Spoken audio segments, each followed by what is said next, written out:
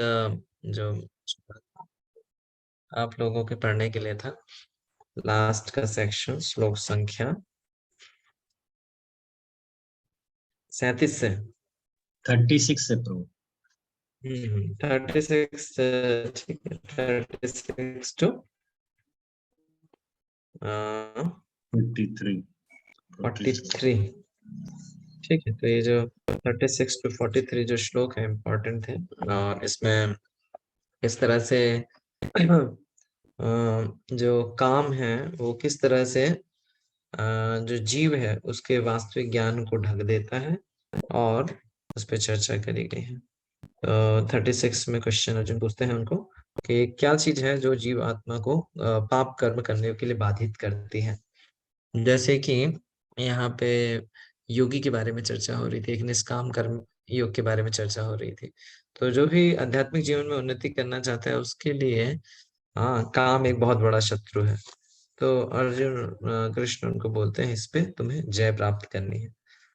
Okay ठीक है, कुछ पॉइंट शेयर कर सकते हैं 36 37 ये इनमें से 37 में से शेयर कर सकते हैं। 37 का भगवान उत्तर देना प्रारंभ करते हैं।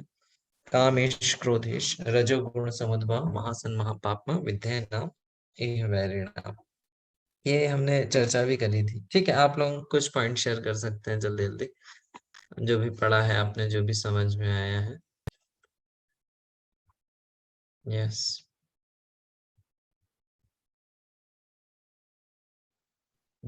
इसको पढ़ा है ना सब लोगों ने या नहीं पढ़ के? हाँ, प्रणाम। मैं यस प्रभु पढ़े। आपके नेट नहीं आता, ऑडिबल? आप ऑडियो नॉट ऑडिबल। आप अपना वीडियो बंद करके एक बार ट्राई कीजिए। हाँ, अभी बोल के देखिए, अभी आ रही है आवाज? हरे कृष्ण प्रभु, दंडवत प्रणाम, हरि बोल। Hare Krishna. Yes audible. Yes, thank you प्रभु। आपने बताया था 36 से लेके 30 तो 37 के लिए आपने आदेश दिया है। तो इसके अंदर भगवान ऐसा बताते हैं कि हर मनुष्य के अंदर कृष्ण प्रेम रहता है, लेकिन वो भौतिक सृष्टि के संपर्क में आने से जो प्रेम का वो काम में बदल जाता है। और कि आपकी आवाज नहीं आ रही शायद। और से श्रेष्ठ में थोड़ी सी देर निकलता है प्रभु, शाम के समय नहीं आ रही प्रभा, सॉरी। यस प्रभु, और कोई शेयर कर सकते हैं जो पढ़ के आए 36 37 में क्या बताया गया है? हरे कृष्णा प्रभु जी, धन्य प्रणाम प्रभु जी। यस हाँ प्रभु जी, ये 36 में अर्जुन जो क्वेश्चन किए भगवान श्री कृष्ण से, उसके संदर्भ में भगवान कृष्ण ने उनको बताया कि रजोगुण जो एक गुण है जिसके संपर्क में आदमी जब आता है, तो रजोगुण क्या है कि वो काम उत्पन्न करता है, और काम की जब पूर्ति नहीं होती है तो क्रोध उत्पन्न हो जाता है। और ये क्रोध जो है वो इस संसार का सबसे खतरनाक, मतलब जिसे कहते हैं कि एक तत्व है, जिसकी वजह से जो है इसको कहते हैं पाप है, पापी है ये, पापी शत्रु है ये। कौन? काम। इसके बाद भगवान कृष्ण कहते हैं कि जब अब ये ज्ञानी व्यक्ति होता है, जिस तरह से उन्होंने एक उदाहरण दिया यहाँ पर 38 में है कि जिस प्रकार से अग्नि धुएं से ढकी रहती है, दर्पण धूल से और भू जो है गर्भाशय से आवृत रहता है, उसी तरह से एक ज्ञानी पुरुष जो होता है, मतलब काम की विभिन्न अवस्थाओं से, विभिन्न आवृत्तियों से ये घिरा रहता है आत्मा। सबसे सबसे कमजोर कौन सी वो होती है, कवरिंग होती है? सबसे कमजोर जो है कवरिंग होती है ये स्मोक की, स्मोक है ना, जैसे फायर कवर्ड बाय स्मोक, है ना। तो जैसे स्मोक से कवर होने का क्या बेनिफिट है, जैसे उसको थोड़ा सा भी हवा लगेगी तुरंत वो जो उसका अग्नि का जो स्वरूप है वो तुरंत प्रकट हो जाएगा, है ना। लेकिन जैसे दर्पण पे धूल है तो दर्पण पे धूल को साफ करना पड़ेगा, वो ऐसे नहीं होगी साफ। हाँ। फिर उसके बाद जो भ्रूण वाला एग्जाम्पल है वो सबसे गहरा है। जिस तरह से भ्रूण बच्चा बच्चा जो होता है वो भ्रूण से कवर रहता है। यस। तो इस तरह से जो काम है वो विभिन्न विभिन्न स्तर से जो जीव है उसकी बुद्धि को आच्छादित करता है।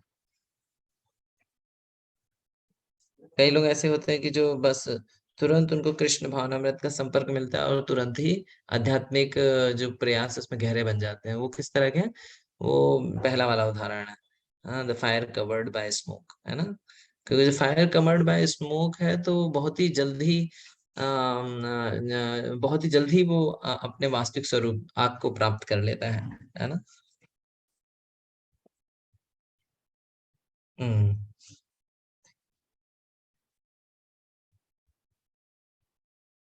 और इसमें जो ये तीन तरह के जो अग्नि दी गई, ये तीन तरह के जो उदाहरण है, इसको इसको और भी कुछ बताना चाहेंगे किस प्रकार से ये अलग अलग जीवात्माओं के संदर्भ में दिए हैं ये तीन उदाहरण?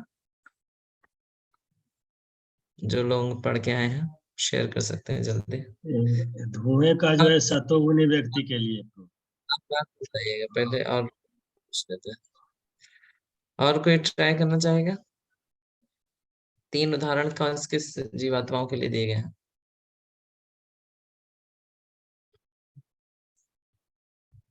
ओके, कोई नहीं पढ़ के आया है इसका मतलब।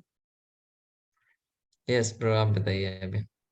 ये जो धुएं का उदाहरण दिया गया सतोगुनी व्यक्ति के, थोड़ा सा भी संपर्क में आता है कृष्ण भावना भावित व्यक्ति तो वह उसको एडॉप्ट करता है, एक्सेप्ट कर लेता है।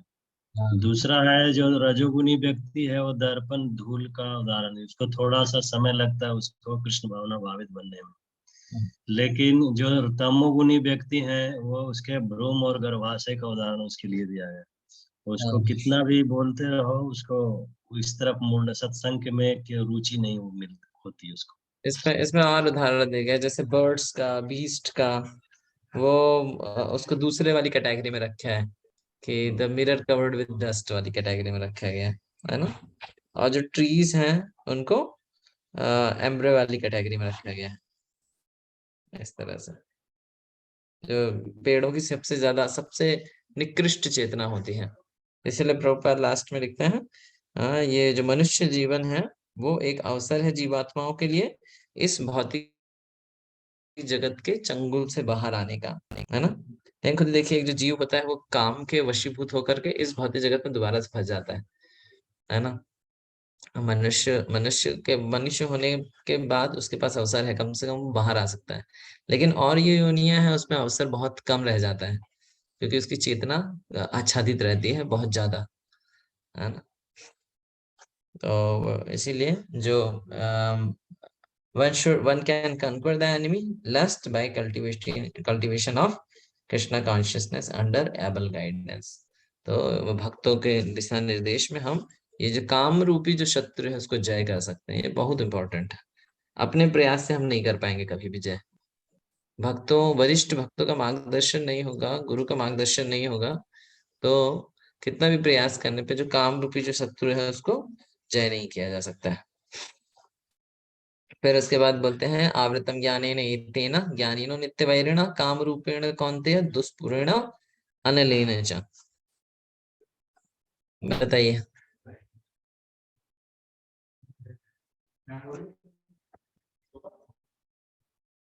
यस, जिन्होंने पढ़ा है उसको शेयर कर सकते हैं। नेक्स्ट 39 में क्या है? ओके ठीक है, मैं बता देता हूँ। तो 39 में यस, गौरांग प्रभु कुछ बोलना चाह रहे हैं।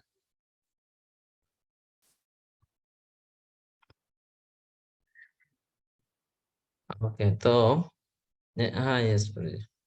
हरे कृष्ण प्रभु जी। नहीं मैं कुछ तो कॉल आ गया हाँ, था, मैं सुन नहीं पाया था। या प्लीज कंटिन्यू कीजिए। ओके तो यहाँ पे 39 में बताते हैं किस प्रकार से जो बुद्धिमान जो जीव है, एंटिटीज प्योर कॉन्शियसनेस, उसकी जो शुद्ध चेतना है वो आच्छादित हो जाती है जो नित्य ये जो वैरी है शत्रु है काम उसके द्वारा।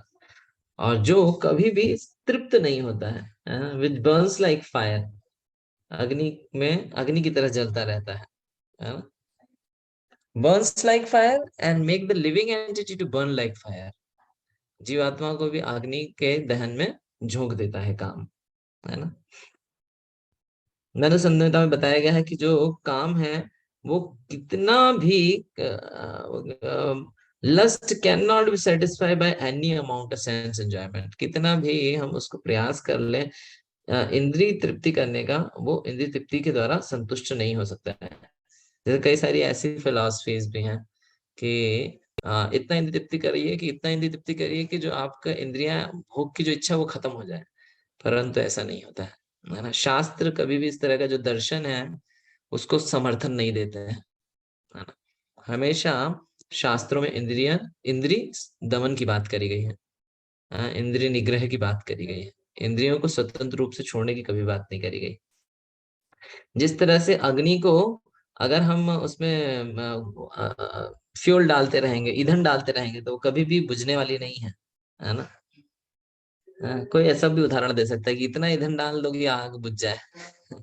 ऐसा होता नहीं, आग जो जल रही है उसमें इतना लकड़ी डाल दो, इतना कोयला डाल दो कि आग बुझ जाए, ऐसा इंद्रियों के साथ नहीं है। इंद्रियां जो अपना वास्तविक स्वरूप है वो दोबारा से प्रकाशित कर देंगे। जैसा होता नहीं, जैसे कोयला भी आप बहुत सारा डाल दो तो ऐसे नहीं अग्नि बुझ गई, वो अंदर ही अंदर है और धीरे धीरे करके प्रकट हो जाएगी वो, है ना। तो इस प्रकार से, और फिर किस प्रकार से भौतिक जगत काम वासना के द्वारा बांधे गए हैं जीव यहाँ पे। हाँ, भोग भोग से बांधे गए हैं इस भौतिक जगत में जीव, है ना। इस तरह के एक साधारण जेल में लोगों को मतलब कैदी करके रखा जाता है, उसको हाँ बेड़ियां डाल के रखा जाता है, लेकिन यहाँ पे हाँ काम रूपी जो बेड़ी है वो जीवात्मा में पड़ी हुई है। Advancement of the material civilization on the basis of sense gratification means increasing the duration of material existence of the living entity। और इस तरह से काम पे आधारित जो सभ्यता है, इंद्रिय तृप्ति पे आधारित जो भौतिक उन्नति है, वो वास्तव में इस भौतिक जगत में हमारा बंधन ही बढ़ाएगी, है ना, वो हमने मुक्त नहीं करेगी। तो इस तरह से जो हाँ इवन जो ज्ञानवान व्यक्ति भी है वो भी इस काम रूपी जो अग्नि है उसके द्वारा प्रभावित हो सकता है। अब इसके बाद ये बहुत ही प्रभु प्रसिद्ध, जी हरे कृष्णा। हाँ यस भाई। प्रभु जी ये जो 3.37 है उसका सेकंड पैराग्राफ में प्रभुपाद एक लाइन लिखते हैं, तो ये और अभी जो अपन बता रहे हैं कि ये जो काम रूपी जो काम जो है वो कभी समाप्त नहीं होता, वो जो है वो जितना ही हम उसमें ईंधन डालेंगे वो उतना ही बढ़ता जाता है। और यहाँ पे प्रभुपाद एक चीज लिखते हैं जो कि बहुत ही पावरफुल लगी थी मुझे, कल पढ़ रहा था मैं। एक ये था कि भगवान ने जो सेकंड पैराग्राफ है 37 का, इसमें लास्ट की जो 3 लाइनें हैं वो ये लिखती हैं कि भगवान ने इस सृष्टि की रचना जीवात्माओं के लिए इस काम पूर्ण रुचियों की पूर्ति हेतु सुविधा प्रदान करने के निमित्त की। और जब जीवात्माएं दीर्घ काल तक काम कर्मों में फंसे रहने के कारण पूर्णतः ऊब जाती हैं, यहाँ पर ये ऊब जाती वर्ड यूज कर रहे हैं, तो वे अपना वास्तविक स्वरूप जानने के लिए जिज्ञासा करने लगते हैं। तो ये जो पूर्णतः ये ऊब जाती हैं, तो मतलब ये इससे तो इसका मतलब समझ में आ रहा है कि इंद्रियां भोग से भी कभी कोई व्यक्ति ऊबता है। और यहाँ पर ये लिख रहे हैं कि प्रभुपाद यहाँ पे बता रहे हैं कि इंद्रिय का जो भोग कभी समाप्त नहीं होता, मतलब जिस तरह से आप बता रहे हैं। तो और ये जो मैथुन आगार की बात की जा रही है, तो ये दोनों कॉन्ट्रोवर्शियल है या फिर इसमें और कुछ अलग और मतलब दोनों का? नहीं है एक्चुअली। यहाँ पे प्रभुपाद लिख रहा है कि ये भौतिक जगत की सृष्टि करी गई है, ये भौतिक जीवात्माओं को भोग करने के लिए गई है, लेकिन एक्चुअली इस भौतिक जगत में भोग के साथ ज्ञान भी है, वेदों का ज्ञान भी है। अगर कोई जीवात्मा सिर्फ भोग में लगी है, हाँ भोग करते करते हाँ फ्रस्ट्रेट हो जाएगी, लेकिन अगर उसके पास ज्ञान नहीं होगा तब तक वो भगवान की तरफ टर्न अप नहीं होगी, है ना।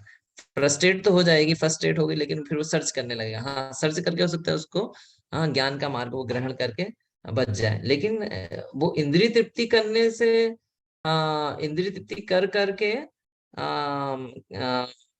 जो क्या कहते हैं, इंद्रिय तृप्ति कर करके वो कभी संतुष्ट नहीं होगा, है ना। जितनी इंद्रिय तृप्ति करने का प्रयास करेगा वो उतना ही उसकी बढ़ती जाएगी इच्छा। परंतु हाँ, जब वो इस तरह से अपनी जो जब इस तरह से वो प्रयास करता रहेगा, असफल होगा, और फिर जब वो हाँ भगवान की तरफ टर्न होगा, तब वो मतलब उसको ग्रहण करेगा। नहीं तो ऐसे प्रयास करेगा, फ्रस्ट्रेट होगा और मोड ऑफ इग्नोरेंस में जाएगा, है ना। तो पैशन के दो रास्ते हैं, या तो इग्नोरेंस या तो गुडनेस।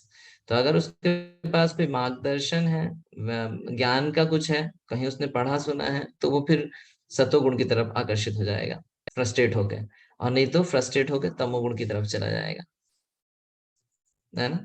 और ये जो इस पे बेफेल्ड का लिखा है, ये हो सकता है करोड़ों करोड़ों जन्म के बाद उसको इस तरह से वो हो रियलाइजेशन आए, लेकिन वो बिना ज्ञान के रियलाइजेशन नहीं आता है। जैसे हम लोग भी अपने जीवन में देखते हैं ना, हम गलती करते हैं, लेकिन रियलाइज तब होता है जब हमें थोड़ा सा ज्ञान होता है ना।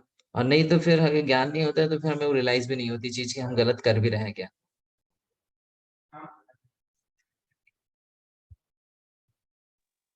तो इसका मतलब प्रभु जी, जो मैं जो समझ रहा था वो ये भी था कि हम जीवात्माएं मतलब भोग के प्रति जो आकृष्ट हैं, और जब तक मतलब और प्रीचिंग के माध्यम से जैसे भक्त को हम डिवोशनल एक्टिविटीज में इंगेज करते हैं, जैसे हम भी इसी तरह से इंगेज हुए, तो इट मीन्स कि अभी वो जो डिजायर्स है वो फुलफिल, अभी अभी उससे उबे नहीं है, मतलब फ्रस्ट्रेट नहीं हुए ऐसा लगता है, क्योंकि अभी भी अट्रैक्शन है, ये जो है खाने की और इस तरह से जितने भी हैं सेंस एंजॉयमेंट्स हैं, सब सब की तरफ जो है ये बार बार अट्रैक्शन जाता है, तो अभी तक उबे नहीं है।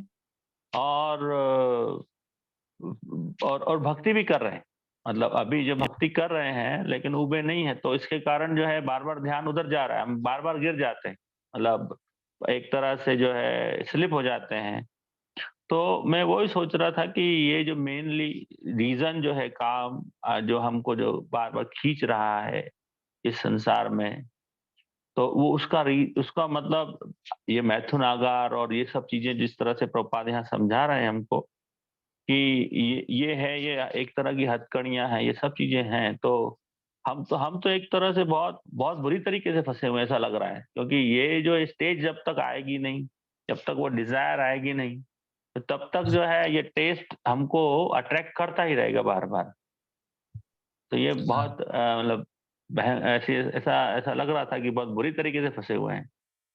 हाँ यस प्रभु जी, जैसा मतलब हम पढ़ते भी हैं सुनते भी हैं, जैसे वो एक मतलब वो क्या कहते हैं, मतलब एक श्लोक है इस तरह से, पंच में शायद दिखाया भी था, एक परमाथि का किम कथेत, पंच भीरेव पंच, व्हाट इज श्लोक, कुरंग मतंग पतंग भृंग मीन हतः पंच भीरेव पंच।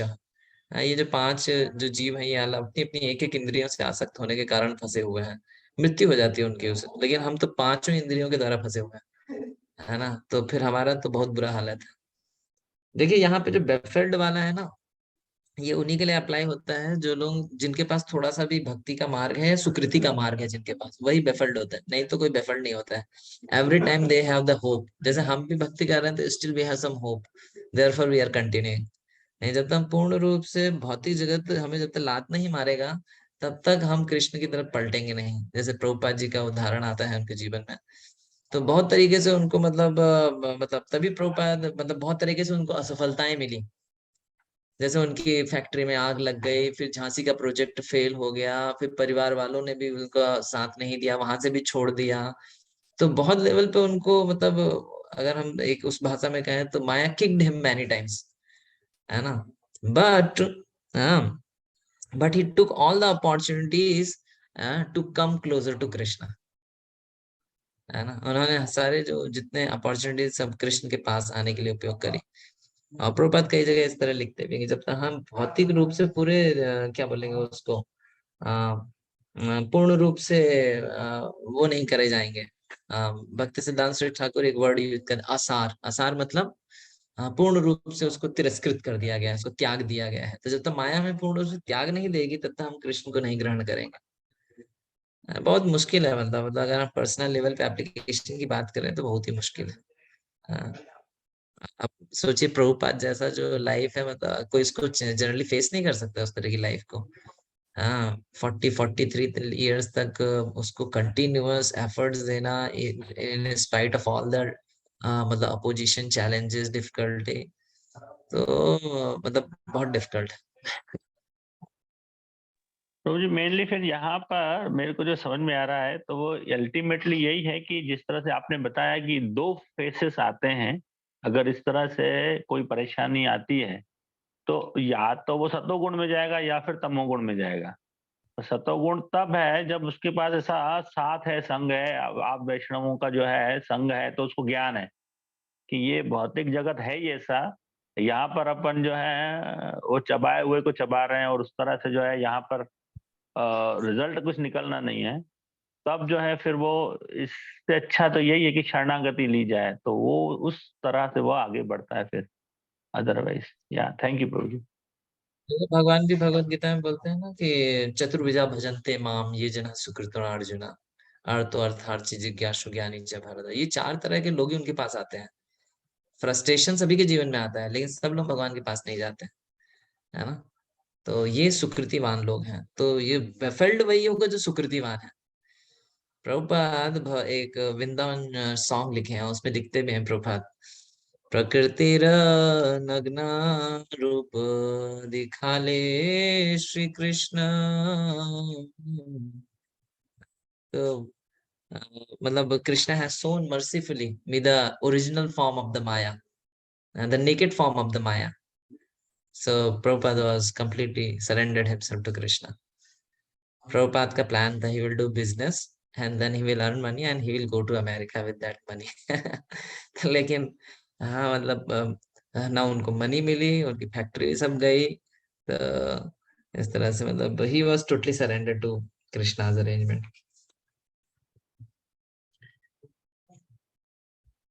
Okay, so 40 पढ़ सकते हैं। इंद्रियाणि मनोबुद्धिर अस्याधिष्ठानम उच्यते एतेर विमोहयन्ति एष ज्ञानम आवृत्य देहिनाम। पढ़िए, कोई ट्रांसलेशन पढ़ लीजिए हिंदी में। इंद्रियां, मन तथा बुद्धि इस काम के निवास स्थान है। इनके द्वारा यह काम जीवात्मा के वास्तविक ज्ञान को ढककर उसे मोहित कर लेता है।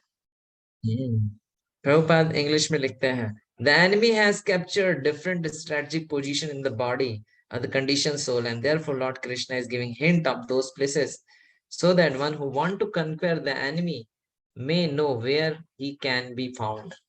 Strategic positions, कि कहाँ पे छुपा है शत्रु। तो इस तरह से कृष्ण जो है अर्जुन को हिंट दे रहे हैं कि कहाँ कहाँ पे शत्रु छिपा हुआ है। तो कहाँ कहाँ पे बताया उसने? The senses, the mind and the intelligence.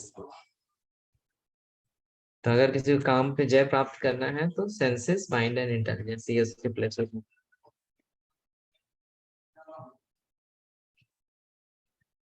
इसमें प्रभुपाद बहुत अच्छा लिखते हैं, आप चाहें तो पढ़ सकते हैं। जो लाइन मैंने पढ़ी उसके बाद की लाइन पढ़ सकते हैं। Mind is the centre of all activities of the senses.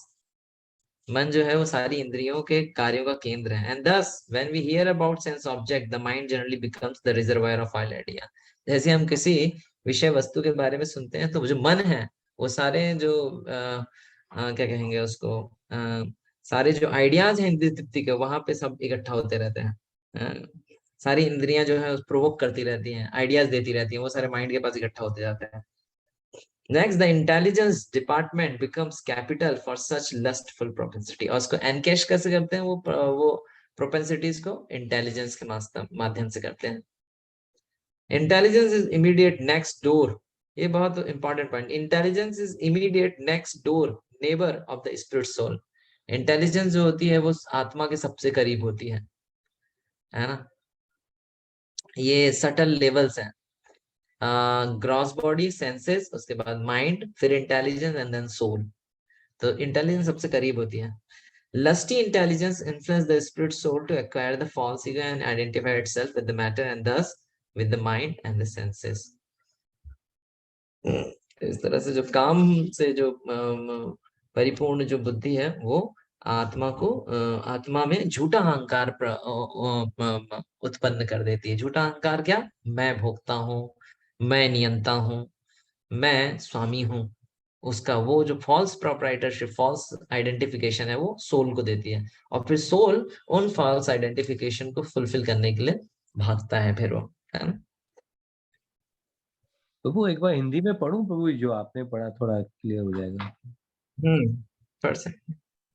देखो, अतः भगवान कृष्ण उन स्थानों का संकेत कर रहे हैं जिससे शत्रु को जीतने वाला यह जान ले कि शत्रु कहाँ पर है। मन समस्त इंद्रियों के कार्यकलापों का केंद्र बिंदु है। अतः जब हम इंद्रियों विषयों के संबंध में सुनते हैं तो मन इंद्रिय तृप्ति के समस्त भावों का आगार बन जाता है। इस तरह मन तथा इंद्रियां काम की शरणास्थली बन जाते हैं। इसके बाद बुद्धि ऐसी कामपूर्ण रुचियों की राजधानी बन जाती है। बुद्धि आत्मा की निकट पड़ोसन है। काममय बुद्धि से आत्मा प्रभावित होता है जिससे उसमें अहंकार उत्पन्न होता है और वह पदार्थ से तथा इस प्रकार मन तथा इंद्रियों से अपना तादात्म्य कर लेता है। आत्मा को भौतिक इंद्रियों का भोग करने की लत पड़ जाती है जिससे वह वास्तविक सुख मान बैठता है। हरे कृष्णा प्रभु, थैंक यू। ठीक है प्रभु जी, नेक्स्ट। इसमें जो लास्ट लाइन है प्रभु जी, सॉरी प्रभु, इसमें जो लास्ट लाइन है कि आत्मा को भौतिक इंद्रियों का भोग करने की लत पड़ जाती है जिससे वह वास्तविक सुख मान बैठता है।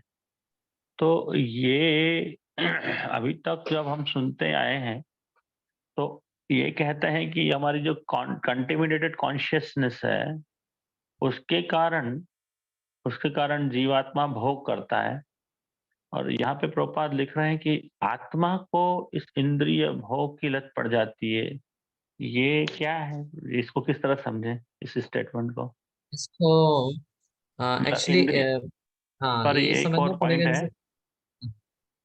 पॉइंट है, जैसे। जैसे मैं एक और प्रश्न था इसमें कि जैसे वो कहते हैं कि आत्मा जो है वो सदैव प्योर होती है, उसमें कहीं कोई डिफेक्ट नहीं होता है, किसी तरह से वो जो है उसमें दूषित नहीं होती आत्मा, उसकी चेतना दूषित होती है। तो ये वाला स्टेटमेंट उसको किस तरह से रिकंसाइल करें? पहला पॉइंट है, एक्चुअली पहले हमें थोड़ा समझना पड़ेगा आत्मा क्या है, कैसी है ना।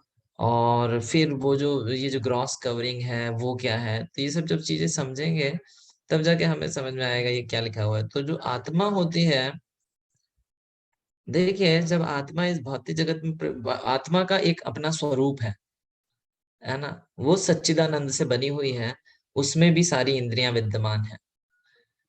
आत्मा में भी, जैसे मान लीजिए गोलोक वृंदावन है तो वहां पे जो गोपीज हैं या ग्वाल सखा है वो अपने आध्यात्मिक स्वरूप में है, दो हाथ हैं उनके, आंखें हैं।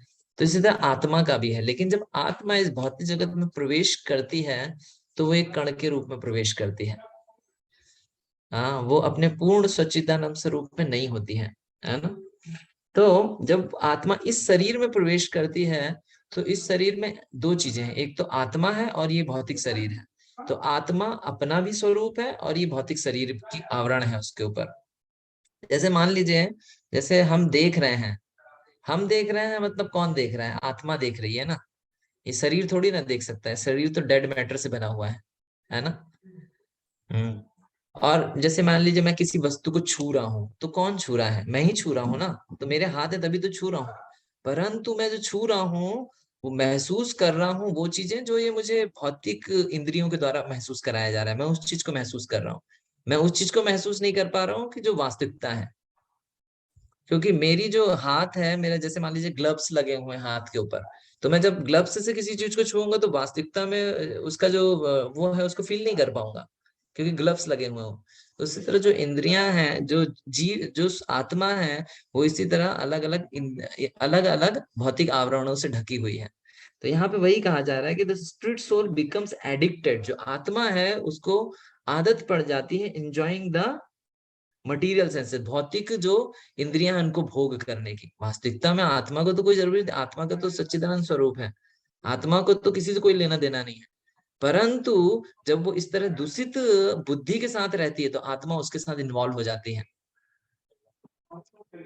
उसके जो एम्स हैं उनको फुलफिल करने में वो इन्वॉल्व हो जाती है। हाँ, तो बुद्धि बोलती है कि नहीं नहीं, जो भोग है वो वास्तव में छूने में है। बुद्धि बोलती है नहीं नहीं, हाँ उसको देखने में भोग है। तो इस तरह से जो अलग अलग इंद्रियां हैं, हाँ, और उनके द्वारा जो भोग कराया जा रहा है उसमें तल्लीन हो जाता है जीव। जीव मतलब सोल, है ना। तो इसीलिए ये पॉइंट यहाँ पे बोला गया है। ठीक है प्रभु। तो मीन्स फीलिंग जो हो रही है, जिस तरह से आप बता रहे हैं प्रभु, कि जो फील जो कर रहा है वो तो आत्मा ही कर रहा है, ये हाँ, इंद्रियां तो फील कुछ नहीं कर रही हैं। आत्मा फील कर रही है, हाँ आत्मा फील करती है। हाँ, तो और जो भोग कर रहा है इसका मतलब वो भी आत्मा ही भोग रहा है। आत्मा बोल रही है। ठीक है, तो लेकिन अब चूंकि अब वो सच्चिदानंद है, एक बार हम हम्म, बोलते हैं कि सच्चिदानंद भगवान स्वरूप है आत्मा का, तो वो भौतिक भोग इसलिए कर रहा है क्योंकि अब उसके ऊपर कवरिंग है। इट इट मीन्स दैट और कि वो दूषित दूषित बुद्धि का संग कर रहा है, ऐसा बोल सकते हैं। हम्म। इसीलिए जैसे तो जैसे इस इंटेलिजेंस प्यूरिफाई होती है वैसे वैसे सोल उसका भोग करना बंद कर देता है। उसको पता चल जाता है कि ये भोग वास्तव में मेरे लिए नहीं है, इससे मुझे नुकसान होगा। लेकिन जब दूषित हम्म मन बुद्धि के साथ होता है तब उसको लगता है नहीं ये फायदा है शायद इसमें। तो जो हम्म प्यूरिफाइड हम्म इंटेलिजेंस होती है, जैसे हम लोग भक्ति कर रहे हैं तो हमारी इंटेलिजेंस प्यूरिफाई हो रही है, तो हम we are able to identify the difference between the material enjoyment and spiritual enjoyment. So we don't we don't run much after the material enjoyment, क्योंकि मालूम वहां पे कष्ट है। नहीं, जब वो मन, जो बुद्धि है, जो आत्मा है, वो दूषित बुद्धि और मन का संग करते हैं तो इस तरह से, तो आत्मा के ऊपर भी ये जो दूषित मन, बुद्धि, झूठा अहंकार, ये कवरिंग है। हम्म। वो अपन ने सटल बॉडी पढ़ी ना प्रभु जी, उसमें यस यस। Subtle body. हाँ, तो मन, बुद्धि, अहंकार, ये तीन कवरिंग है आत्मा के ऊपर। तो ये आत्मा, ये जो है, ये तीन कवरिंग्स आत्मा को भौतिक जगत से जोड़ती हैं, जबकि मतलब आत्मा का कोई। अल्टीमेट यस यस प्रभु जी। तो अल्टीमेटली जो इंजॉयमेंट है वो आत्मा ही फील करता है। हाँ, एंजॉयमेंट जो है वो आत्मा ही फील करता है और उसको उसकी लत पड़ जाती है, ऐसा हाँ, प्रभुपाद समझा रहा है। या इस स्टेट में आकर के जब वो जो है कंटिमिनेटेड हो गया, उससे कनेक्शन हो गया दूषित बुद्धि से, तो उस तरह से आत्मा ऐसा करने लगता है फीलिंग, क्योंकि वो फील करने वाला बाकी सब तो डेड मैटर है, हाँ, और बाकी तो कॉन्शियसनेस तो टेम्पररी। सिर्फ सोल में ही है। तो या प्रभु जी एक पॉइंट था। Okay, thank you.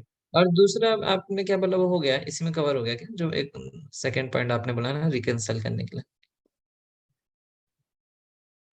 या वो जो सच्चिदानंद स्वरूप है, तो वो जो है आध्यात्मिक आनंद लेता है, तो फिर यहाँ पर भौतिक आनंद भी वही आत्मा ले रहा है, तो उसको किस तरह से रिकंसाइल करे, ये प्रश्न था एक। हाँ, एक्चुअली आत्मा तो सच्चिदानंद है, हाँ, परंतु ये जो तीन सटल कवरिंग होती है उसके कारण जो उसका वास्तविक स्वरूप है वो ढक जाता है, ही फॉरगेट द रियल आइडेंटिटी, है ना। तो इस वजह से वो भौतिक जो आनंद है सोचता है कि ये वास्तविक आनंद है। वो भौतिक आनंद जो है वो भौतिक कवरिंग की वजह से हो रहा है, वास्तविकता का आनंद आत्मा को कोई जरूरत नहीं है, आत्मा तो सेपरेट है। लेकिन वो भौतिक जो आवरण है वो उसको फील करा रहे हैं कि ये जो मटेरियल एंजॉयमेंट है रियल एंजॉयमेंट है। तो जैसे जैसे वो कवरिंग खत्म होती है वैसे वैसे भी जो आत्मा होती है वो डिस्टिंग्विशली आइडेंटिफाई कर पाती है कि नहीं नहीं, ये जो एंजॉयमेंट है वास्तव में मेरा नहीं है, ये तो इंद्रियां एंजॉय कर रही हैं, हाँ मैं एंजॉय नहीं कर रहा इस चीज को। तो इस तरह से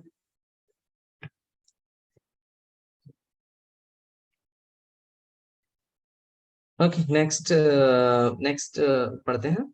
इसका ट्रांसलेशन पढ़ सकते हैं 41 का, जिन्होंने नहीं पढ़ा वो पढ़ सकते हैं।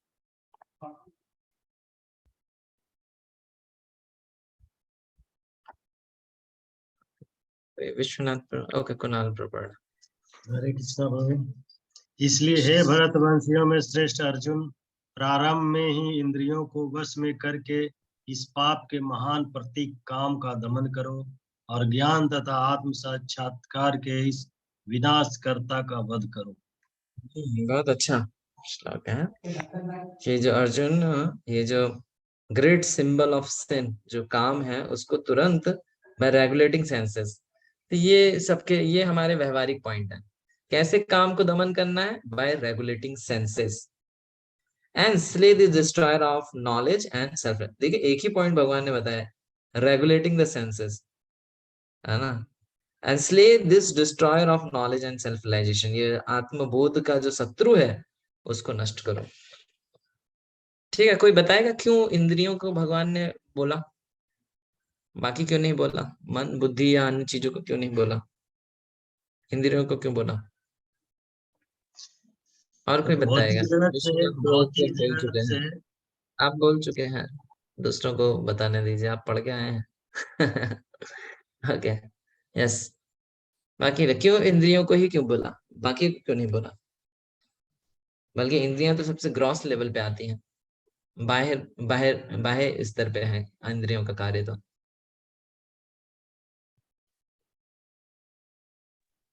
तो वो हरे कृष्णा, यस, तो वो इसमें ऐसा लगता है कि इंद्रियों को इसलिए क्या, क्योंकि इंद्रियों से परे मन, मन से परे बुद्धि और बुद्धि से परे आत्मा होती है। अगला इंद्रियां जो, श्लोक पढ़ लिया आपने। हाँ, ओके, सॉरी हाँ, जो प्रभु, मैं बोला अगला श्लोक वही है कि ओके, किस तरह से या इंद्रियों के परे मन, मन के परे बुद्धि, और बुद्धि से आत्मा। इस है ना। इंद्रियों को ही बचाना है, क्योंकि इंद्रियां क्या है, जैसे कंप्यूटर में होता है ना, इनपुट डिवाइसेस होती हैं, वो कंप्यूटर के अंदर फीड करती हैं, वो वेल डाटा देती हैं। उसी तरह ये इंद्रियां ये डेटा ले जाने का काम करती हैं, ये सेंसेस के जो परसेप्शन है, सेंसेस का जो टेस्ट है उसको माइंड तक पहुंचाती है। तो अगर कोई यहीं पे कट डाउन कर देगा तो माइंड को तो मतलब ही नहीं ना, माइंड तो बाद में डेवलप करता है कंसेप्शन, और इंटेलिजेंस तो उसके बाद जो आती है। तो सबसे इम्पोर्टेंट है इंद्रियां, जो इंद्रियां क्या दिखा रही हैं, क्या सुना रही हैं, तो इसीलिए ये इंद्रियां सबसे महत्वपूर्ण है। आगे इसी पे भगवान बोलेंगे, आगे आएगा श्लोक, ठीक है अभी देखते हैं। तो इसलिए बोलते हैं, हाँ, आगे का जो श्लोक है 42 इंपॉर्टेंट है। इंद्राणी पराणाहुं इंद्रियभ्य परम मन मनस मनस्शास्तु परा बुद्धि यो बुद्धि परतस्तु सा। जो इंद्रियां हैं उनसे, जो इंद्रियां हैं वो भौतिक पदार्थों से श्रेष्ठ हैं, मन इंद्रियों से श्रेष्ठ है, बुद्धि मन से श्रेष्ठ है, और जीवात्मा या आत्मा बुद्धि से श्रेष्ठ है। तो इसी तरह इसीलिए ये देखिए, ये यहाँ पे जानना बहुत जरूरी है कि जो आत्मा है वो एंटिटी है, और बाकी सारी जो चीजें हैं वो एक सेपरेट एंटिटी है ना। मन, इंद्रिय, मन और बुद्धि, ये तीन चीजें अलग लेवल पे काम कर रही हैं, और सोल अलग है। तो जो वो उदाहरण आता है ना कि रथ पे जो सवार है, पांच जो घोड़े हैं वो इंद्रियां हैं, और जो लगाम है वो मन है, जो सारथी है वो बुद्धि है, और जो रथ पे बैठा है वो जीव है। तो जो रथ पे बैठा जीव है वो फुल्ली इंडिपेंडेंट है, उसका किसी से कोई लेना देना नहीं है। परंतु वो जो जीव है, रथ, वो जो जीव है, या जो बैठा हुआ है रथ पे, वो अनकंट्रोल्ड इंद्रियों और मन और बुद्धि के द्वारा वशीभूत है। लेकिन फिर भी चयन जीव ही करता है कि उस रथ में बैठना है। जो रथ में बैठने का जो चयन है वो जीव का ही है। वो जीव चाहे तो उस रथ से कूद भी सकता है। तो भले ही आ, कोई दोष देगा इंद्रियां काम कर रही हैं, मन बुद्धि काम कर रहा है, अल्टीमेटली जो सफरर है, ये जो काम करने वाला है वो जीव है। ठीक है, इसमें किसी का कोई प्रश्न? ओके, तो कोई बोल सकता है मैं इंद्रियों के द्वारा वशीभूत हूँ या मन या बुद्धि के द्वारा वशीभूत हूँ, लेकिन फिर भी चयन आपने किया है कि आप उसके द्वारा वशीभूत रहेंगे, है ना। तो किसी भी स्टेज पे जीव के पास ये चॉइस है कि वो he can quit the foundation or the bondage of mind, senses and intelligence, polluted intelligent contaminated senses and mind, है ना। तो ये इसको कहा जाता है सर्वधर्मान परित्यज्य, just surrender on to me, give up all attachment and just surrender on to me. तो ये एक बहुत प्रभावशाली तरीका है ना, अपने को बचाने का।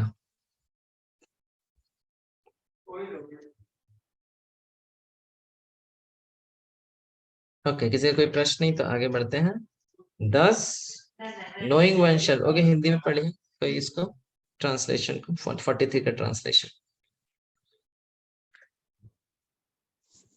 इस प्रकार हे माँ बाप, अपने आप को भौतिक इंद्रियों, मन तथा बुद्धि से परे जानकर और मन को सावधान आध्यात्मिक बुद्धि यानी कृष्ण भावनामत से स्थिर करके आध्यात्मिक शक्ति द्वारा इस काम रूपी दुर्जय शत्रु को जीतो। हरे कृष्ण प्रभु। हरे कृष्ण। तो इस तरह से ये हमारा 3rd चैप्टर समाप्त होता है कि अर्जुन को बोलते हैं कि तुम इस जो काम रूपी जो शत्रु है विजय प्राप्त करो। तो यहाँ पे तीसरे अध्याय का जो मेन जो थीम था कि किस प्रकार से कृष्ण जो है वो अर्जुन को बता रहे हैं कि जो ज्ञान है वो जीवात्मा का जो काम के कारण उसका जो ज्ञान है, वास्तविक ज्ञान है, वो कवर हो जाता है, और जो अंधकार है वो जीवात्मा को इस भौतिक जगत में बांध के रखता है। तो जो तीसरा अध्याय है इसमें ज्ञान के बारे में, ज्ञान को बहुत प्राथमिकता दी गई है, किस प्रकार से ज्ञान के माध्यम से कोई भी सकाम कर्म के बंधन से निष्काम कर्म के स्तर पे आ सकता है, या कर्म कांड के स्तर से निष्काम कर्म योग के स्तर पे आ सकता है।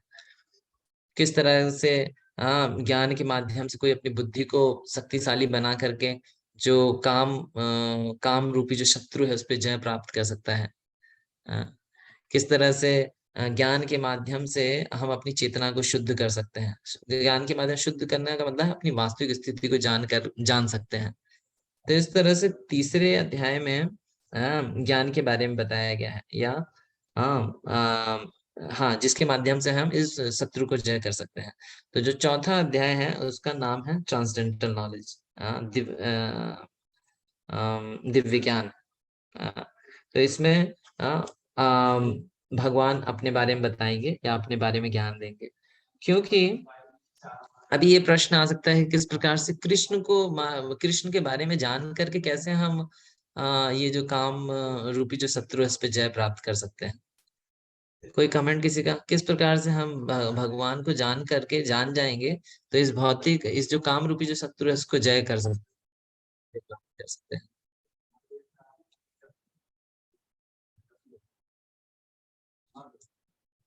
किस प्रकार से ज्ञान के माध्यम से हम काम रूपी जो शत्रु है उस पर जय प्राप्त कर सकते हैं कृष्ण के बारे में जान करके।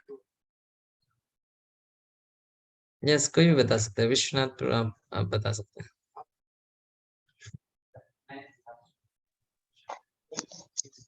ओके प्रभु, ये जो जीव है वो सच्चिदानंद है, तो हमारा मेन अटैचमेंट कृष्ण से होना चाहिए, लेकिन दूषित बुद्धि के कारण हम जो है ये मटेरियल चीज से जो है अटैच हो गए।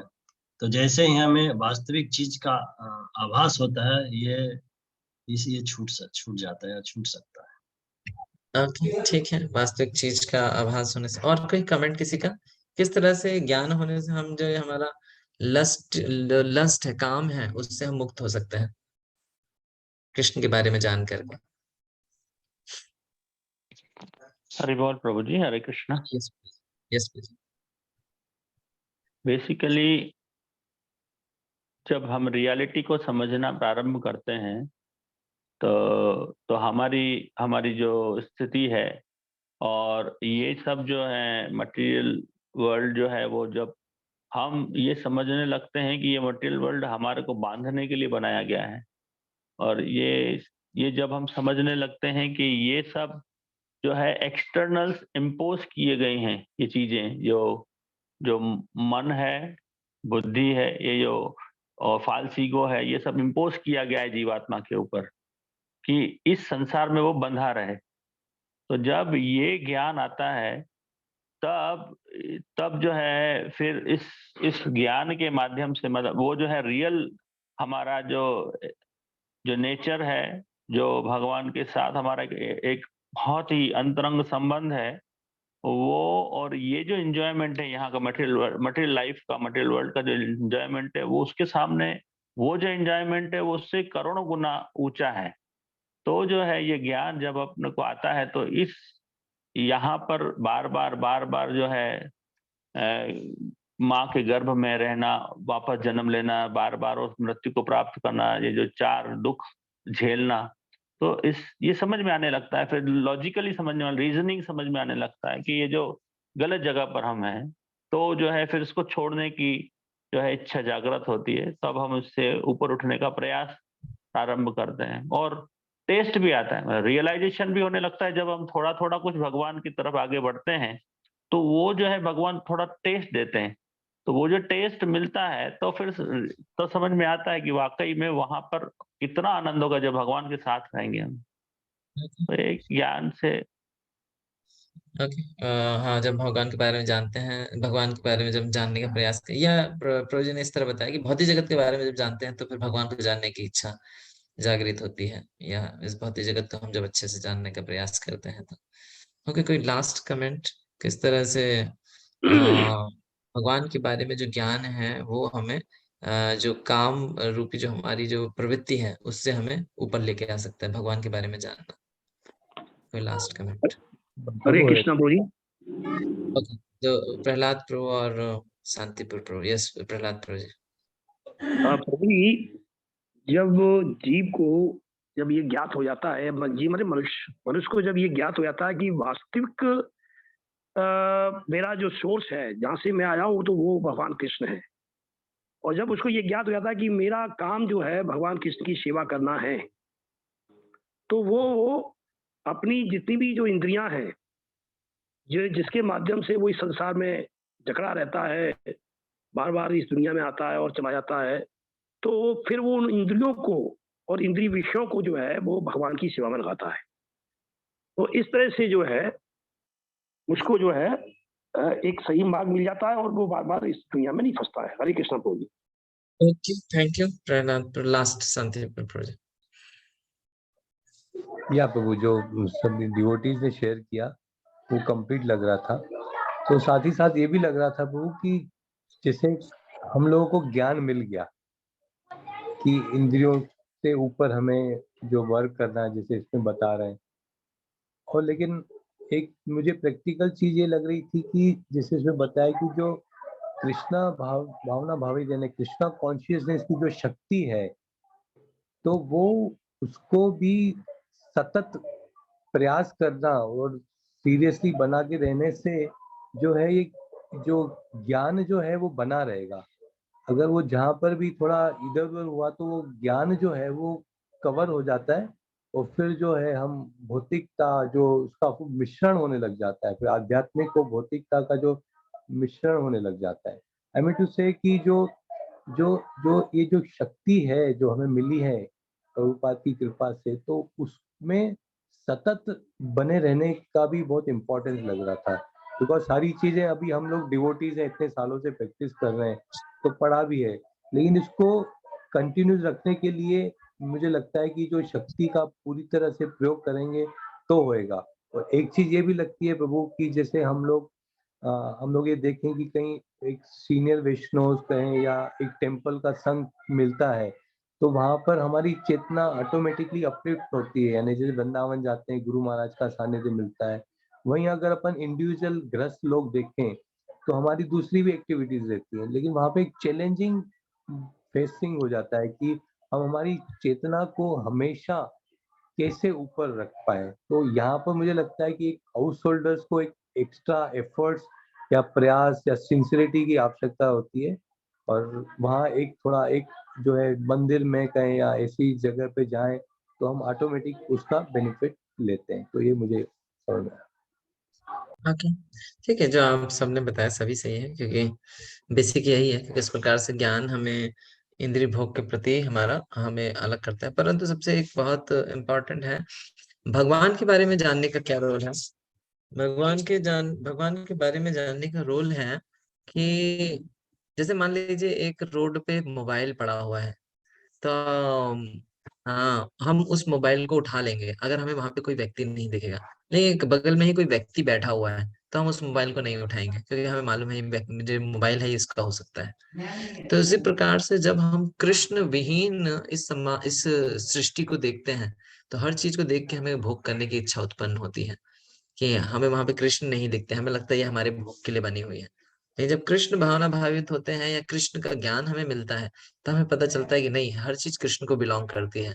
जितनी भी चीज हम यहाँ एंजॉय कर रहे हैं, एवरीथिंग बिलोंग्स टू कृष्ण। तो अब हमें जो भोग की जो प्रवृत्ति है वो कम हो जाती है, या भोग की प्रवृत्ति नष्ट हो जाती है। तो भोग की प्रवृत्ति में तीन चीजें हैं, प्रोपराइटर, एंजॉयर और proprietor, controller. Controller, proprietor and enjoyer. तो ये तीन जो प्रवृत्तियां हैं ये कम हो जाती है जब मैं कृष्ण को देखता हूँ या कृष्ण के बारे में जानता हूँ। जब मैं ये जानता हूँ कि कृष्ण सर्वश्रेष्ठ भोक्ता है या कृष्ण ही सर्व सृष्टि के कारण है। तो ये चौथा अध्याय है दिव्य ज्ञान, इसमें यही बताया जाएगा कि किस प्रकार से किस प्रकार मतलब भगवान के बारे में हम कैसे जान सकते हैं। यह भगवान के बारे में इसमें बताया जाएगा चौथे चतुर्थ अध्याय में। तो इसको हम देखते हैं, पीपीटी देख सकते हैं आप लोग। तो इसके जो शुरुआत के प्रभु जी श्लोक हैं। हाँ, यस प्रभु जी। प्रभु जी, ये एक पॉइंट इसमें था, ये जो इंद्रियों के बारे में, मन और बुद्धि के बारे में जिस तरह से बताया गया है, इसमें पहले वाले श्लोक में ये बताया है कि इंद्रियों इंद्रियों को जो है संयम करके हम इस काम से बच सकते हैं। ये वाला पहला जो श्लोक है। और उसके बाद में ये बताया गया है कि ये जो है मन और बुद्धि, और इससे श्रेष्ठ है मन, और इंद्रियों से श्रेष्ठ, सबसे श्रेष्ठ जो है कर्म इंद्रियां जड़ पदार्थ की अपेक्षा श्रेष्ठ है, और मन इंद्रियों से बढ़कर है, और बुद्धि उससे भी ऊंचे है, और आत्मा जो है बुद्धि से भी बढ़कर है। ये जो हायरार्की दी है। और जबकि यहाँ पर सिर्फ इंद्रियों को संयम करने के लिए ही बोला गया है, जबकि हायर जो है वो तो बुद्धि में, उसमें म्यूट हो गया कॉल आ था। गया था, या मेरा कॉल जो आ गया था, पर फोन आ गया था एक, तो सुन नहीं पाया मैं उसको, क्या था वो आंसर उसका। हाँ, वो हम चर्चा कर रहे थे ना कि इंद्रियां जो हैं, इंद्रियों को नियंत्रित करने के लिए बोला है भगवान ने। लेकिन हम जो अगला श्लोक है उसमें पढ़ रहे हैं कि सबसे श्रेष्ठ तो आत्मा है। ये प्रश्न है आपका। हाँ, तो देखिए, जो हमारी जो बीमारी की जड़ है वो इंद्रियां हैं वास्तव में। तो बाकी बाकी उसके बाद काम चालू होता है। तो इंद्रियों से दूषण प्रवेश करता है। दूषण बुद्धि में बाद में आता है या मन में बाद में प्रवेश करता है। मन कैसे चीजों को परसीव कर रहा है, इंद्रियों के माध्यम से परसीव कर रहा है मन। तो यही इसमें ये आया था ना कि mind is the repository of all the, मतलब reservoir of all the sense object experiences ideas. तो वो जो एंट्री पॉइंट है वो सेंसेस है। तो सेंसेस बताते हैं कि हाँ ये बहुत अच्छा है, ये खराब है, तो मन उसके प्रति अपना परसेप्शन बनाता है। फिर इंटेलिजेंस उसके साथ प्लान करती है, हाँ कैसे उसको एंजॉय किया जाए, है ना। तो वो पीछे से नहीं आ रहा है, हाँ ये आगे से आ रहा है, सेंसेस से आ रहा है। तो लेकिन आप जो सेंसेस हैं उनको डायरेक्टली एब्रप्टली रोक नहीं सकते हैं, क्योंकि सेंसेस अपना काम करेंगे मटेरियल वर्ल्ड में, है ना। एक तो तरीका बताया गया कि जैसे ये भक्ति के तरीके हैं कि आप सवे मनः कृष्ण पदारविंदे, और मन को भगवान के उसमें लगाइए, इंद्रियों को भगवान की सेवा में लगाइए, ये तरीका है। तो ये जो तरीके हैं, ये कोई ऐसा नहीं कि एक तरीका ही से काम करना है, ये सारे तरीके एक साथ काम करते हैं। जैसे जो बुद्धि है उसको शुद्ध कीजिए शास्त्रों को पढ़ के, मन को शुद्ध कीजिए जप करके, और इंद्रियों को शुद्ध कीजिए भगवान की सेवा करके। ये तीनों एक साथ चलेंगे, ये तीनों पैरेलल में चलेंगे तीनों, है ना। ऐसा नहीं कि खाली इंद्रियों के माध्यम से हम सारी चीजें कर लेंगे, होगा स्लो होगा। नहीं, जो भक्ति की पंथा है वो तीनों को प्यूरिफाई करने की है ना। तो सेंसेस को प्यूरिफाई करेंगे। हाँ, लेकिन ये जो पॉइंट है कि सेंसेस को हमें निग्रह करना ये वैलिड पॉइंट है, क्योंकि जो दूषण है वो सेंसेस के थ्रू ही आ रहा है। और आगे श्लोकों में भी आएगा, भगवान बोलते हैं अ, असंग शस्त्रेण दृढ़ेन छित्त्वा। जैसे एक और उदाहरण मान लीजिए, एक उदाहरण है, मान लीजिए जैसे मान लीजिए कोई रसगुल्ले के प्रति बहुत आसक्ति है किसी के, है, तो वो जैसे ही रसगुल्ले को आंखें उसकी देखेंगे, रसगुल्ले पे जैसे ही उसकी आंखें पड़ेंगी, तुरंत उसका माइंड चालू हो जाएगा कि भैया अब तो खाना है, कैसे भी उसको एंजॉय करना है। तो इसका तरीका क्या है? असंग शस्त्रेण दृढ़ेन चित्वा। असंग मतलब कट, और कट द मतलब जो इंद्रिय भोग की वस्तु और जो इंद्रियों का संपर्क है उसको ही काट देने को बोला गया है ना। मान लो आपने रसगुल्ला देखा तो उसको अनदेखा कर दो तो जो जो उसका जो विषय है वो आपके आंख प्रवेश नहीं कर पाएगा, मन में जो भोग की वासना है वो प्रवेश नहीं कर पाएगी, है ना। लेकिन आपने एक बार उसको देखा, ध्यायतो विषयाम पुंसः संगस्तेषु उपजायते, है ना। तो जैसे ही हम देखते हैं, ध्यान करते हैं, उससे संग करने का, उसको प्राप्त करने की हमारी इच्छा उत्पन्न हो जाती है ना। इसीलिए जब हम इंद्रियों को ही विड्रॉ कर लेते हैं तो फिर मन के पास कोई चांस नहीं होता उसके बारे में चिंतन करने का, है ना। मन तक वो बात पहुंची ही नहीं, मन को पता ही नहीं चला कि उधर रसगुल्ला भी था। तो लाइक दैट, मतलब कि हमें जो इंद्रियां हैं उनका संपर्क वस्तुओं से काटना होता है। लेकिन ये जो तरीका है, ये भी सही तरीका है। लेकिन उसके साथ साथ हमें अपने मन और बुद्धि सबको प्यूरिफाई करने का प्रयास करते रहना पड़ेगा। ठीक है प्रो, मतलब या और कुछ पॉइंट था आपका? प्रभु जी लास्ट पॉइंट ये है कि ये डिजायर कौन करता है प्रभु? अंदर जो डिजायर आती है वो मन करता है, इंटेलिजेंस से आती है, इंद्रियां करती हैं, या आत्मा की डिजायर है? एक्चुअली डिजायर जो है, डिजायर सोल का फंक्शन है ना। डिजायर डिजायर सोल का फंक्शन।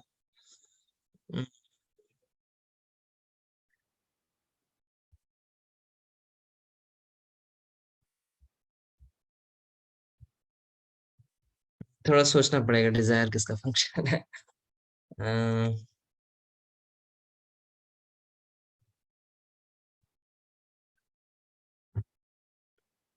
हाँ, जो थिंकिंग फीलिंग और विलिंग है ये किसका नेचर है? ये कॉन्शियसनेस का नेचर है ना। ये प्रभु जी डिजायर मन का तो नहीं है प्रभु जी? हरे कृष्ण। अम, अम,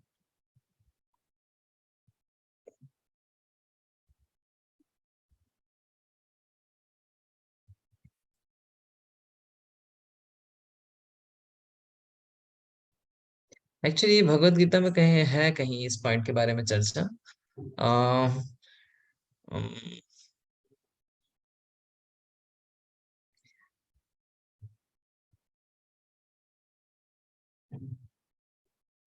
ये जो पहले हाँ, जो पॉइंट आया प्रभु, जैसे जो आत्मा जो है वो उसमें भोग में जो लत लग जाती है उसको, तो वो अगर वो बुरे इंद्रियों के यानी कि दूषित बुद्धि का संग करता है तो इंद्रियों को ये भोग करने की लत लग जाती है। ये जो स्टेटमेंट था प्रभुपाद का, तो ये उससे कनेक्टेड है क्या डिजायर?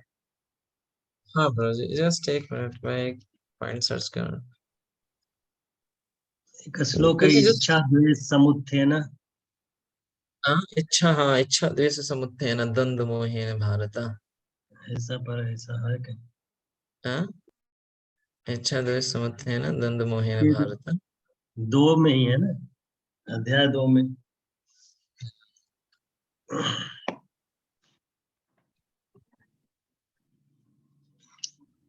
क्या है उसका ट्रांसलेशन?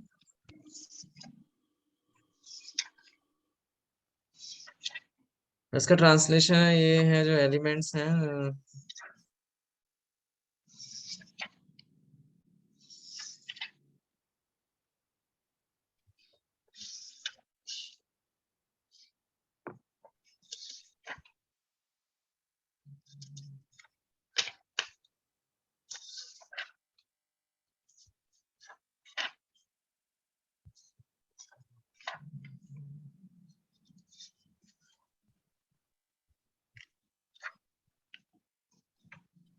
ये 7.27 श्लोक नंबर प्रभु उसके बारे में बोल रहे हैं।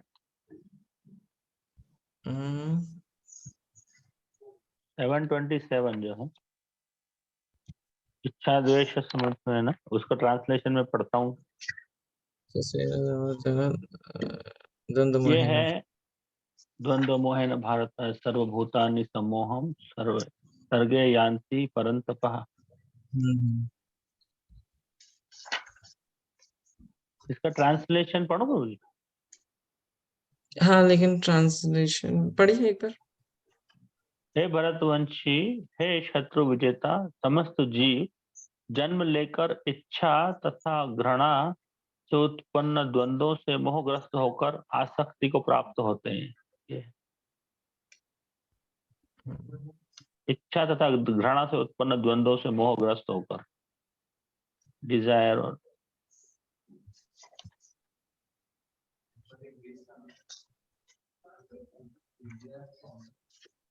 ठीक है, पर एक बार इसको थोड़ा सा मैं और एक्सप्लोर करके बताऊंगा इच्छा के बारे में, यस क्योंकि मैं उसको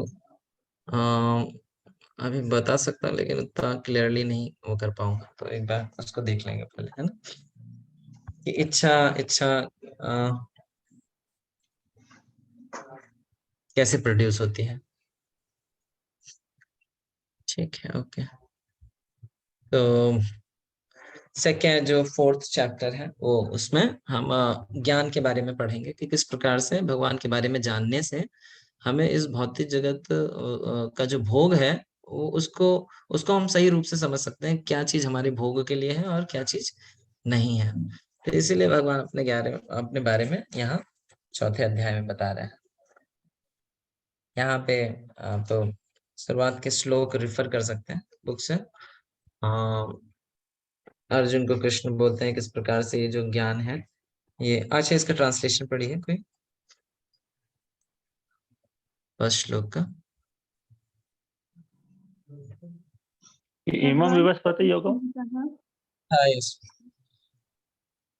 भगवान श्री कृष्ण ने कहा, मैंने इस अमर योग विद्या का उपदेश सूर्यदेव विवस्वान को दिया और विवस्वान ने मनुष्यों के पिता मनु को उपदेश दिया और मनु ने इसका उपदेश इक्ष्वाकु को दिया। तो इस प्रकार से ये जो ज्ञान है, प्रभुपाद जी लिखते हैं, ये जो ज्ञान है ये जो ज्ञान है ये वास्तव में राजाओं के लिए है। ये जो भगवत गीता का जो ज्ञान है वो राजाओं के लिए है। कि किस प्रकार से जो राजा हैं उनको ये ज्ञान होने से वो भौतिक जो जगत के जो लोग हैं उनको सही रूप से कृष्ण भावनामृत में मार्गदर्शन कर सकते हैं। और ये जो ज्ञान है अव्ययम, अव्ययम का अर्थ क्या होता है, क्या लिखा है ट्रांसलेशन में? जो व्यय नहीं होता है, जो नष्ट नहीं अमर होता है, अमर अमर ज्ञान, अमर ज्ञान है जो। हाँ, और ये राजाओं को, राजर्षि, राजर्षि जो राजा और ऋषि दोनों है। और फिर इसमें जो अलग अलग जो सूर्य देव को दिया, उसके बाद जो सूर्य वंश जो राजा लोग हैं अलग अलग जो उस वंश में है उनको ये ज्ञान दिया। ओके, नेक्स्ट पढ़िए, ट्रांसलेशन पढ़ सकते हैं नेक्स्ट का।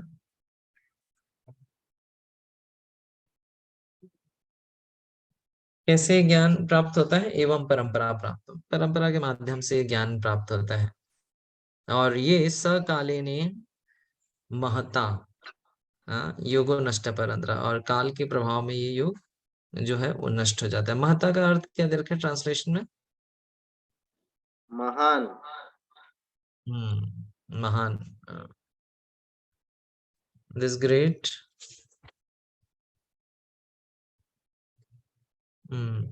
काल के प्रभाव में ये जो ज्ञान है वो नष्ट हो जाता है। तो इस पे हम थोड़ा चर्चा कर सकते हैं किस प्रकार से कैसे ये जो पॉइंट यहाँ बताया गया है, भगवान बोल रहे हैं कि काल के प्रभाव में जो ज्ञान नष्ट हो जाता है, कैसे ये जो सिद्धांत है जो भगवान बता रहे हैं ये इस्कॉन की शिक्षाओं को लेकर के लागू होता है। इस्कॉन की शिक्षाओं पे कैसे ये ज्ञान लागू होता है? सकालीन महता योगो नष्ट परंतरवा, कि काल के प्रभाव से ये जो ज्ञान है वो नष्ट हो सकता है।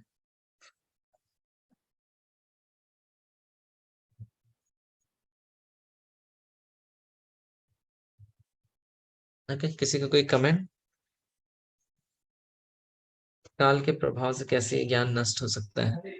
इस्कॉन में कैसे ये जो सिद्ध ये जो पॉइंट है इसको कैसे अप्लाई होता है? या हरे कृष्ण प्रभु जी। यस, अ, प्रभुपाद को सेंटर में नहीं रखेंगे तो ऐसा हो सकता है। ओके, प्रभुपाद, इसीलिए प्रभुपाद ने देखिए, प्रभुपाद ने एक इस्कॉन बनाया, एक ट्रस्ट, और दूसरी ट्रस्ट बनाई बीबीटी। जब भी हम सुबह सुबह प्रेम ध्वनि देते हैं तो उसमें बोलते हैं प्रभुपाद को इस्कॉन फाउंडर आचार्य, बीबीटी फाउंडर आचार्य। सो प्रभुपाद ने हमेशा सेपरेट रखा अपनी शिक्षाओं को, कोई भी उनकी शिक्षाओं के साथ छेड़छाड़ ना करे, भले ही इस्कॉन में कुछ भी हो जाए, लेकिन जो उनकी पुस्तकें हैं वो उनपे कुछ प्रभाव नहीं होना चाहिए, है ना। मान लीजिए इस्कॉन के जो ट्रस्टी हैं या उसमें कुछ प्रॉब्लम हो गई, इस्कॉन के स्ट्रक्चर में प्रॉब्लम हो गई, तो लेकिन जो उनकी शिक्षाएं हैं बीबीटी, उसको प्रभुपाद ने अलग रखा। या हम देखते हैं कि किस प्रकार से श्री चैतन्य महाप्रभु के जाने के पश्चात ये जो ज्ञान है वो नष्ट हो गया था। उसके बाद श्रील भक्ति विनोद ठाकुर, भक्ति सिद्धांत सरस्वती ठाकुर, श्रील प्रभुपाद, उन्होंने ये जो ज्ञान है उसको दोबारा से स्थापित किया। तो प्रभुपाद लिखते भी हैं कि मतलब अभी 700 से ज्यादा एडिशंस हैं भगवत गीता के, तो सही रूप से ज्ञान को प्रिजर्व और प्रेजेंट करना बहुत जरूरी है। तो ये काल के प्रभाव से ये बहुत ही संभव है। जैसे एक उदाहरण भी देते थे, एक उदाहरण देते ना कि जैसे एक रानी का संतान उत्पन्न हुए, तो कैसी कैसी उत्पन्न हुई? बोला उसने काली उत्पन्न हुई। फिर दूसरे ने पूछा काली उत्पन्न हुई? उसने बोला हाँ, कौवे जैसी काली उत्पन्न हुई। पर ऐसे वो पूछते पूछते लास्ट में ये न्यूज बन गई कि जो रानी है उसका कौवे ने जन्म लिया है उससे। तो इस तरह से जो काल के प्रभाव में जो होता है वो ज्ञान नष्ट हो जाता है, नष्ट क्षय हो जाता है।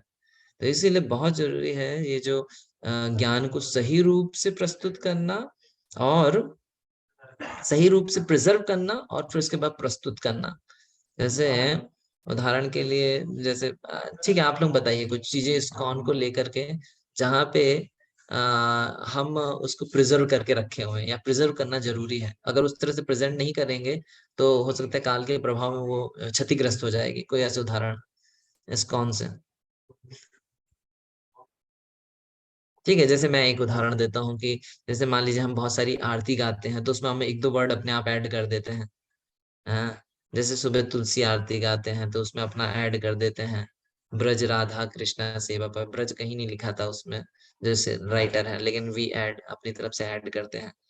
हाँ, या अ, हाँ, जैसे शाम को वो गाते हैं अपन, अ, कि उसमें हम ऐड कर देते हैं कीबा, तो वो तो नहीं लिखा हुआ है कीबा। तो इस तरह से हम एडिशन करते हैं कुछ।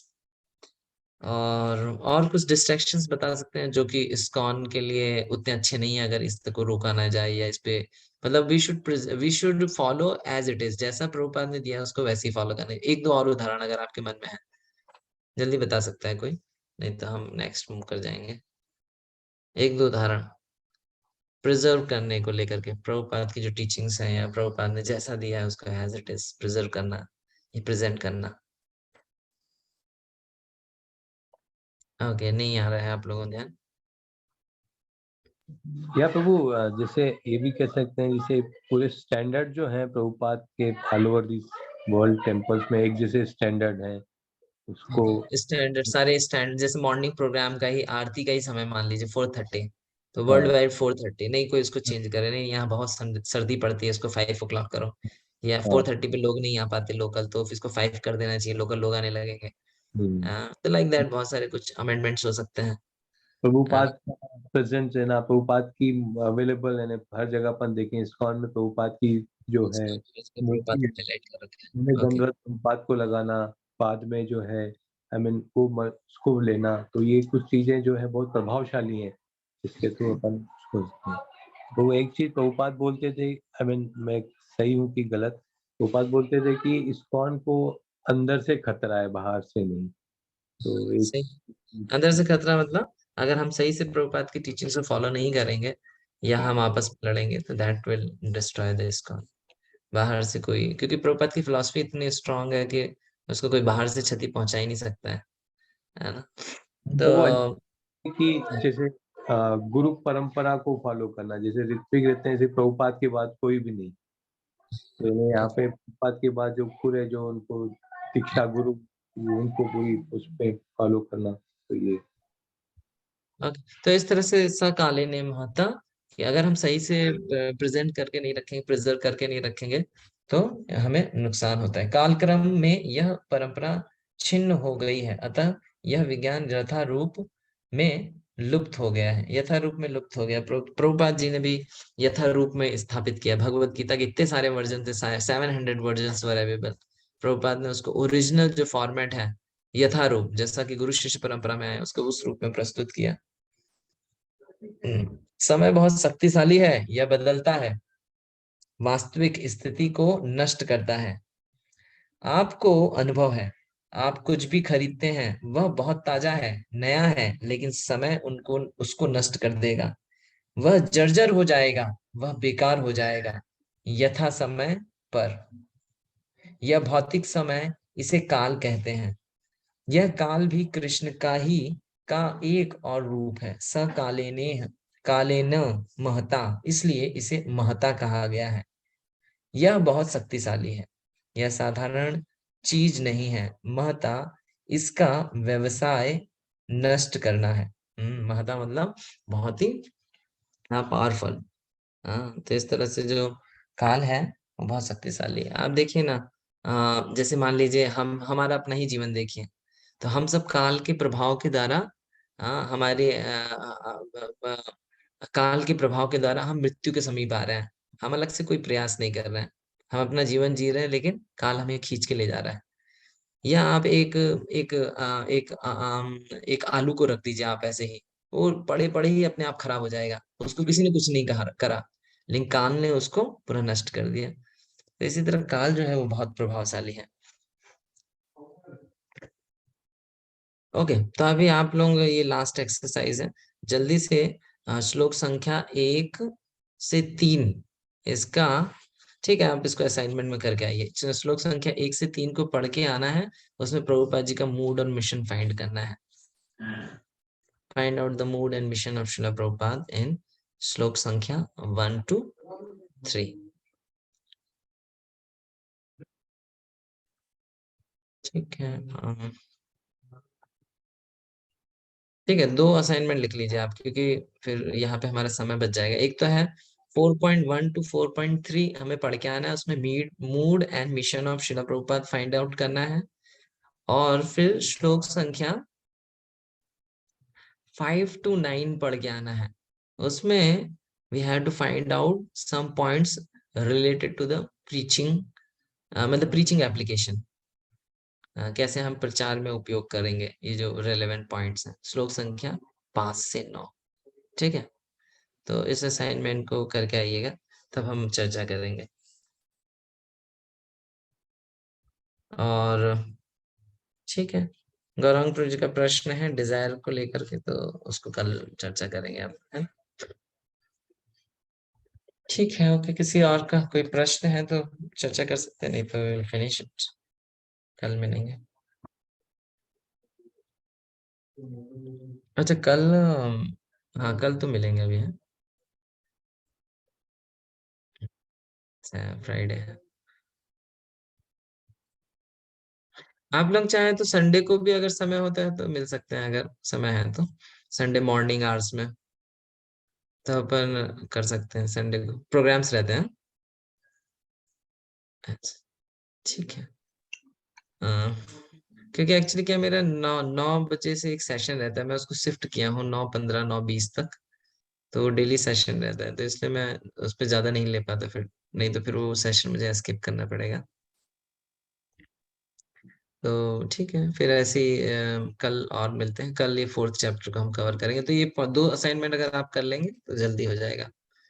ठीक है, ओके। हरे कृष्ण, श्री प्रभुपाद की जय। अनंत Hare Krishna. Gaur Premanandi, Hari Hari. Hare Krishna, thank you very much.